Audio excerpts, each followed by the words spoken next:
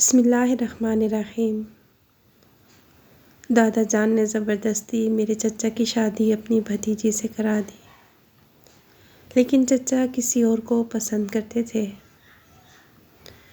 آخرکار ایک دن چچا نے چاچی کو 4 بچوں کے ساتھ طلاق دے دی اور دوسری بیوی کو بیاہ کر لے آئے۔ چچا کی دوسری بیوی نے آتے ہی دادی بڑی چاہت سے اپنی بھانجی بیاہ کر لائی تھی۔ شاہ بانو نام تھا اس کا۔ بہت خوبصورت تھی مگر قسمت کی خراب نکلی۔ چچا جان سے شادی تو ہو گئی مگر انہوں نے بیوی کو بیوی نہ سمجھا۔ شاہ بانو کی کبھی دل سے عزت نہ کی، نہ ہی کبھی پیار سے مخاطب کیا۔ وہ انہیں بس ایک ادنیٰ نوکرانی کا درجہ دیا کرتے۔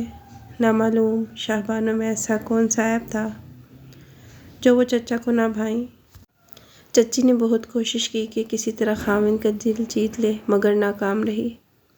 سبھی ان کے دکھ کو سمجھا کرتے تھے اور ہمدردی کرتے، خاص طور پر میری والدہ شاہ بانو کا خاص خیال کرتی، کیونکہ چچی کا کوئی بھائی نہ تھا اور والد وفات پا چکے تھے۔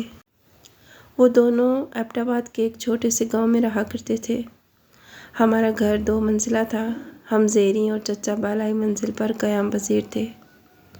شوہر کی بدسلوکی سے غمزدہ ہوا کرتی چچی تو امی کے پاس آ جاتی۔ تب میری والدہ ان کو گلے لگا کر تسلی دیتی کہ صبر کرو، ایک دن جب تمہارے بچے بڑے ہو جائیں گے تو دن پھر جائیں گے۔ جب تک دادی زندہ تھی چچا نے بیوی سے نباہ کیا، 4 بچے بھی ہو گئے تو چچی ان کی پرورش میں کھو گئی اور شوہر کی بے وفائی کی عادی ہو گئی۔ زندگی کی گاڑی چوں توں چل رہی تھی۔ ایک روز چچا دکان سے لوٹے، آتے ہی بیوی کو آواز دی۔ اس وقت وہ نہا رہی تھی، جواب نہ دے سکی۔ کچھ دیر بعد جب نہا کر نکلی، شوہر کو آگ بگولا پایا۔ وہ چلا رہے تھے کہ تم کہاں چلی گئی تھی، کب سے کھانا مانگ رہا ہوں، یہ کون سا وقت ہے نہانے کا؟ جانتی نہیں ہو کہ میں اس وقت دکان سے آتا ہوں؟ وہ بیچاری بوکھلا کر کچن کو دوڑی، جلدی جلدی کھانا گرم کر کے ٹرے میں رکھا۔ جب چچا کے سامنے کھانا آیا تو انہوں نے ہاتھ مار کے ٹرے کو الٹ دیا کہ مجھے اب کھانا نہیں چاہیے اور نہ ہی تمہاری ضرورت ہے۔ بس اتنی سی بات بہانہ بنی اور انہوں نے اپنے 4 بچوں کی ماں کو طلاق دے دی۔ چچی روتی ہوئی میکے چلی گئی۔ ہم سبھی رو رہے تھے جب وہ جا رہی تھی۔ چچا نے بہت بڑا ظلم کیا، ان کے بچے بھی رو رہے تھے، لیکن باپ نے ان کو ماں کے ہمراہ جانے نہ دیا۔ ہمارے گھر میں کچھ دنوں تک سوگ کی سی کیفیت رہی۔ میرے 4 کزن اشر، ظفر، نادرہ اور رخسانہ بہت پریشان تھے۔ امی ان کو اپنے پاس لے جاتی، کھانا بنا کر دیتی، انہیں تیار کرتی، ہم سب اکٹھے اسکول جاتے۔ وہ ماں کی کمی کو بے حد محسوس کرتے۔ میری والدہ کوشش کرتی کہ شاہ بانو کے بچے خوش رہیں، لیکن ماں کے بغیر بھلا وہ کیوں کر خوش رہ سکتے تھے، جبکہ چچا ان کو شاہ بانو سے ملنے کی اجازت بھی نہیں دیتے۔ ماں جیسی عظیم ہستی کی جگہ کوئی نہیں لے سکتا۔ پھر بھی ہماری والدہ نے حتی المقدور کوشش کی کہ چچا کے بچوں کا دکھ سمیٹ لے۔ بیوی کو طلاق دینے کے بعد چچا بہت کم گھر میں نظر آیا کرتے۔ ان کو اپنے بچوں کی کوئی فکر نہیں تھی، مطمئن تھے کہ ان کی دیکھ بھال ہو رہی ہے، وہ اکیلے نہیں ہیں۔ سچ ہے کہ وقت گہرے زخموں کو ختم کر دیتا ہے۔ ان زخموں کو ختم کرنے میں بھی وقت لگا۔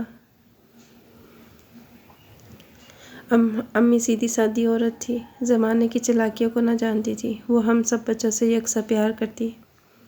ہم سکول سے لوٹے تو کھانا کھا کر بکریاں چرانے کھیتوں کو نکل جاتے۔ ہمارا بچپن تھا، آپس میں کھیل کود کر خوش رہتے۔ لیکن شاہ بانو اولاد کے لیے ضرور تڑپتی ہوگی۔ ایک روز ہم سکول سے گھر لوٹے تو پتہ چلا کہ چچا نے دوسری شادی کر لی اور نئی بیوی کو گھر لے آئے۔ اس کا نام دلشاد تھا۔ دراصل چچا شادی سے قبل ہی اس خاتون کے عشق میں گرفتار تھے۔ دادی نے ان کی ایک نہ چلنے دی اور شاہ بانو سے زبردستی شادی کروا دی۔ ادھر دلشاد کی بھی اپنے کزن سے شادی ہو گئی۔ چچا اس عورت کو بھلا نہیں سکے تھے۔ بدقسمتی سے دلشاد کو اس کی شادی کے 2 سال بعد طلاق ہو گئی۔ وہ پھر سے ہمارے چچا سے ملنے جلنے لگی اور ان کے مراسم گہرے ہو گئے۔ یہی وجہ تھی کہ شاہبانو چچا کو کانٹے کی طرح کھٹکتی تھی۔ وہ دلشاد سے شادی کے خواہش مند تھے، لیکن دادی اور 4 بچے ان کی راہ کی رکاوٹ تھے۔ دادی کی وفات کے بعد یہ رکاوٹ بھی نہ رہی تو چچا نے شاہبانو کو طلاق دے کر دلشاد سے نکاح کر لیا، کیونکہ دلشاد کی یہی شرط تھی، پہلی بیوی کو طلاق دو تبھی میں شادی کروں گی۔ یوں شاہبانو کا گھر اجڑ گیا۔ یہ قصہ ہمیں بعد میں معلوم ہوا اور چچی کی طلاق کا عقدہ کھل گیا۔ اب ہم بھی سیانے ہو گئے تھے، نئی چچی ہمیں ایک آنکھ نہ بھاتی تھی، لیکن والدہ نے سختی سے ہدایت کی تھی کہ تم لوگوں نے نئی چچی کی بھی عزت کرنی ہے اور کبھی چچا کو اس بارے میں شکایت کا موقع نہیں دینا۔ تبھی ہم چپ رہتے تھے، حالانکہ وہ اپنے سوتیلے بچوں سے اچھا سلوک نہیں کیا کرتی تھی۔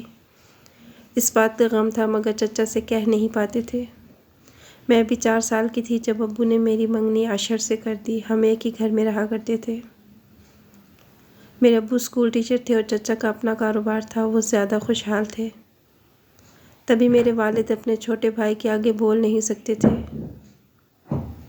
نہیں چچی اپنے شوہر کے سامنے ان کے بچوں سے پیار جتاتی تھی، لیکن جب وہ گھر پر نہ ہوتے تو ان پر بڑا ظلم ڈھاتی، سب کو مارتی اور گھر سے نکال دیتی، جس کی وجہ سے یہ سب ہماری امی کے پاس نچلی منزل میں آ جاتے اور ہمارے ساتھ کھانا کھایا کرتے، ہمارے گھر میں ہی سو جاتے اور اوپر اپنے گھر جانے سے کترایا کرتے تھے۔ ان کا گھر دور تو نہ تھا لیکن وہ روز اوپر نہ جاتے۔ اب میری عمر 14 سال تھی اور میں 9ویں جماعت میں پڑھا کرتی تھی، جبکہ میری چھوٹی بہن ماریا 12 سال کی ہو گئی تھی۔ میرا چچا زاد کزن اشر بہت اچھا تھا، رفتہ رفتہ اس کا مزاج اور رویہ بدلنے لگا، پھر وہ بدتمیز ہو گیا۔ وہ اپنی سوتیلی ماں کو جواب دیتا، وہ شوہر سے شکایت کر کے اسے پٹوا دیتی۔ بچپن میں تو ایسی باتوں کی سمجھ نہیں ہوتی، ہوش سنبھالا تب احساس ہوا کہ اشر کا رویہ درست نہیں۔ میں اس سے خوف کھانے لگی اور اس سے دور رہنے لگی۔ اپنی حرکتوں کی وجہ سے اس نے گھر کا سکون پر بات کرنا شروع کر دیا۔ شاید یہ اس امر کا رد عمل تھا جو کچھ اس کے والد نے اپنی اولاد کے ساتھ کیا، خاص طور پر ان کی حقیقی ماں کو ان سے دور کر دیا تھا۔ اشر سب سے بڑا ہونے کے سبب زیادہ حساس ہو گیا تھا، جبکہ اس کا چھوٹا بھائی ظفر بہت اچھا، نیک اور شریف لڑکا تھا۔ وہ مجھ سے 1 برس چھوٹا تھا لیکن میرے برابر لگتا تھا۔ میری اس کے ساتھ دوستی ہو گئی، میں بھی اشر کی بجائے ظفر کو پسند کرنے لگی۔ ایک ہی گھر میں رہتے ہوئے ہم پر کوئی روک ٹوک نہ تھی، ایک تو ہم ابھی چھوٹے تھے، پھر میری والدہ کی محبت پانے سے ہم سب ایک ہی آنگن میں کھیلا کرتے تھے۔ شام کو جب ہم بکریاں چرانے جاتے تو اشر ساتھ جانے سے انکار کر دیتا۔ سب بچے وہاں کھیل میں لگ جاتے لیکن میں اور ظفر پیار بھری باتیں کیا کرتے۔ یہ احساس ہی نہ تھا کہ میری نسبت اشر سے ہے، اس لحاظ سے ظفر میرا دیور بنے گا اور مجھے اس کے ساتھ پیار کا رشتہ نہیں جوڑنا چاہیے۔ بچپن نادان اور لڑکپن لاپرواہ ہوتا ہے۔ اشر کی کچھ برے لڑکوں سے دوستی ہو گئی، وہ پڑھائی سے بھاگنے لگا اور زیادہ تر وقت گھر سے باہر گزارنے لگا۔ اس پر چچا آئے دن اس کی پٹائی کرتے۔ اس نے میٹرک کا امتحان دیا اور فیل ہو گیا۔ امی ابو کو بہت دکھ ہوا کیونکہ وہ تو اسے داماد بنانے کا ارادہ کر چکے تھے۔ ان کا خیال تھا کہ میری شادی اشر سے تو ماریا کی ظفر سے کر دیں گے، اس طرح گھر کی لڑکیاں گھر میں ہی رہیں گی۔ لیکن والدین جو سوچا کرتے ہیں بچوں کو اس سے کوئی غرض نہیں ہوتی، وہ تو اپنے جذبات کے تابع ہوتے ہیں۔ میں اور ظفر بھی ایک دوسرے سے پیار کرنے لگے، یہ خیال کیے بنا کہ ہمارے اس پیار کا انجام کیا ہوگا۔ اب میں روز ماریا کو رخسانہ اور اپنے بھائی ناصر کے ساتھ بکریاں چرانے بھیج دیا کرتی اور کہتی کہ مجھے اور ظفر کو اسکول کا کام کرنا ہے۔ ہم ایک ہی کلاس میں پڑھا کرتے تھے، تب بھی امی ہمیں کچھ نہ کہتی، یہ سوچ کر کہ انہوں نے امتحان کی اکٹھی تیاری کرنا ہوگی۔ امی ان کو بکریاں چرانے بھیج دیا کرتی تو میں کہتی کہ کسی کی فصل میں نہ چلی جائیں اور ان کو پڑھائی کرنے دو۔ ظفر سے کہا کرتی میں کہ کاش میری منگنی تم سے ہوئی ہوتی، اب یہ کیسے ختم ہوگی اور ہماری شادی کیسے ہوگی؟ وہ جواب دیتا کہ تم فکر نہ کرو، میں ذرا بڑا ہو جاؤں تو خود تمہاری امی سے بات کر لوں گا، ان کو کہہ دوں گا کہ میری شادی تم سے کرا دیں اور ماریا کی اشر سے کرا دیں کیونکہ ہم ایک دوسرے کو پسند کرتے ہیں۔ ماریا کی شادی اگر اشر سے ہو جائے گی اور میری تم سے تو کیا فرق پڑے گا؟ لیکن فی الحال اس بات کو ظاہر نہیں ہونا چاہیے کیونکہ ہم ابھی پڑھ رہے ہیں۔ تعلیم مکمل کریں گے تو ہی کچھ بات کر سکیں گے، ورنہ تو گھر میں الجھنیں جنم لیں گی۔ ہم نے میٹرک کا امتحان دیا اور دونوں پاس ہو گئے۔ اشر نے پڑھائی چھوڑ دی۔ چچا اسے اپنے ساتھ دکان پہ لے جاتے تاکہ قابو میں رہے اور آوارہ نہ پھرے، مگر وہ دل ہی دل میں باپ سے نفرت کرنے لگا۔ جب بھی اسے موقع ملتا باپ سے جھوٹ بول کر دکان سے نکل جاتا اور آوارہ دوستوں سے جا ملتا۔ اس نے دکان سے پیسے چرانا بھی شروع کر دیے تھے۔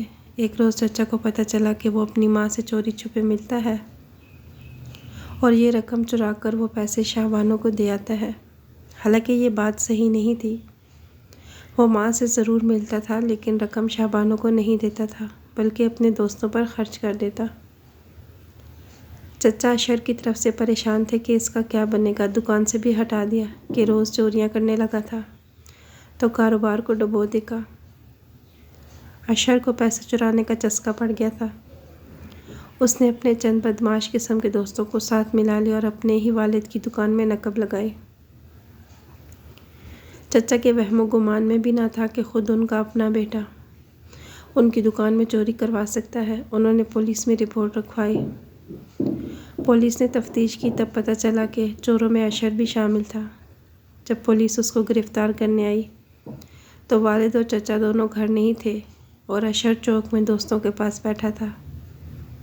پولیس اشر کو گرفتار کر کے لے گئی۔ ابو اور چچا دوڑے دوڑے تھانے گئے۔ بہرحال چچا نے بیٹے کو چھڑوا دیا اور اسے جیل نہ ہونے دی۔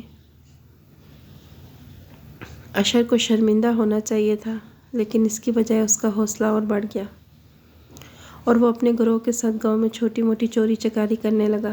چچا نے ابو سے کہا کہ اس کی شادی کر دیتے ہیں، شادی کے بعد سدھر جائے گا۔ ابو پریشان تھے کہ کیا کریں، بھائی کی بات مانیں یا پھر بیٹی کو جان بوجھ کر کنویں میں دھکا دے دیں۔ انکار کرتے تو دوسری صورت میں خاندان کا شہرازہ بکھرنے کا امکان تھا۔